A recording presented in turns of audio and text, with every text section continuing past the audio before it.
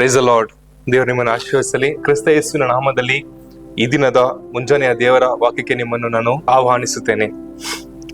ಈ ದಿನ ಎಲ್ಲ ಹೇಗಿದ್ದೀರಾ? ಚೆನ್ನಾಗಿದ್ದೀರಾ ಅಂತ ಭಾವಿಸ್ತೇನೆ. ಈ ದಿನದ ದೇವರ ವಾಕ್ಯವನ್ನು ಓದಿಕೊಳ್ಳೋಣ. 1 ಕೊರಿಂಥದವರಿಗೆ ಬರೆದ ಪತ್ರಿಕೆ ಅದರ 5ನೇ ಅಧ್ಯಾಯ 11ನೇ ವಚನದಿಂದ 13ನೇ ವಚನದವರೆಗೂ.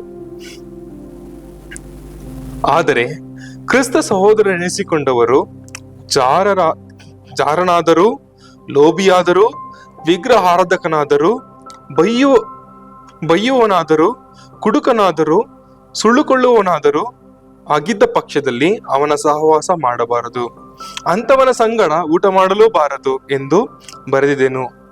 ಹೊರಗಿನವರನ್ನು ಕುರಿತು ತೀರ್ಪು ಮಾಡುವುದಕ್ಕೆ ನನಗೇನು ಅಧಿಕಾರ? ಒಳಗಿನವರನ್ನು ಕುರಿತು ತೀರ್ಪು ಮಾಡುವವರು ನೀವು ಅಲ್ಲವೇ?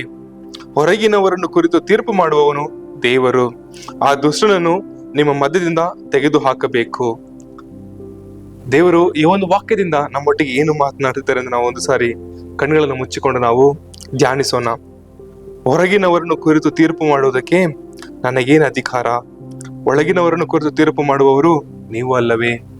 ನಾವು ಯಾರ ಕುರಿತು ನಾವು ತೀರ್ಪು ಮಾಡಲು ನಮಗೇನು ಅಧಿಕಾರ ಇಲ್ಲ. ದೇವರು ತೀರ್ಪು ಮಾಡುವಾತನಾಗಿದ್ದಾನೆ, ತೀರ್ಪು ಕೊಡುವಾತನು ಆತನೇ ಆಗಿದ್ದಾನೆ.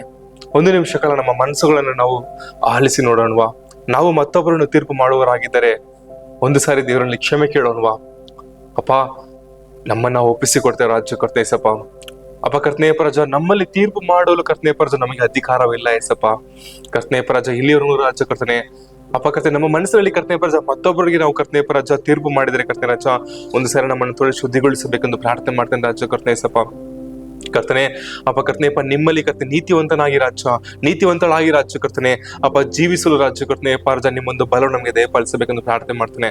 ಅಪ್ಪ ನೆನ್ನೆ ನೋಡಿದ ರೀತಿಯಲ್ಲಿ ರಾಜ್ಯ ಕರ್ತನೆ ಸಪ್ಪ ಅಪ್ಪ ಕರ್ತನೆ ನಮ್ಮಿಂದ ಕರ್ತನೆ ನಮ್ಮೊಂದು ಬಲದಿಂದ ರಾಜ್ಯ ಕರ್ತನೆ ಸಪ್ಪ ಅಪ್ಪ ನಾವು ನಿಮ್ಮಲ್ಲಿ ಜೀವಿಸುವುದು ಕರ್ತನೆ ರಾಜ್ಯ, ನಿಮಗೆ ಸಾಕ್ಷಿಯಾಗಿ ಜೀವಿಸುವುದು ರಾಜ್ಯ ಕರ್ತನೆ ಅಪ್ಪ. ಅದು ಕರ್ತನೆ ಅಪ್ಪ ಕಷ್ಟವಾಗಿದೆ ರಾಜ್ಯ ಕರ್ತನೆ ಸಪ್ಪ ಅಪ್ಪ. ನಿಮ್ಮೊಂದು ಬಲವನ್ನು ರಾಜ್ಯ ಕರ್ತನೆ, ನಿಮ್ಮೊಂದು ಅಭಿಷೇಕವನ್ನು ನಮಗೆ ದಯಪಾಲಿಸುವ ರಾಜ್ಯ ಕರ್ತನೆ ಅಪ್ಪ. ನಿಮ್ಮಲ್ಲಿ ಕರ್ತನೆ ನಾವು ನೀತಿವಂತರಾಗಿ ಜೀವಿಸುವಂತೆ ರಾಜ್ಯ ಅಪ್ಪ, ನಿಮ್ಮಂತೆ ಕರ್ತನೆ ನಿಮ್ಮನ್ನು ಪ್ರತಿಬಿಂಬಿಸುವಂತೆ ರಾಜ್ಯ ಕರ್ತನೆ ಏಸಪ್ಪ. ನಮ್ಮಲ್ಲಿ ನಿಮ್ಮ ಆತ್ಮನ ಬಲವನ್ನು ಕರ್ತನೆ ಏಸಪ್ಪ ನಮಗೆ ದಯಪಾಲಿಸಬೇಕೆಂದು ಪ್ರಾರ್ಥನೆ ಮಾಡ್ತೇನೆ.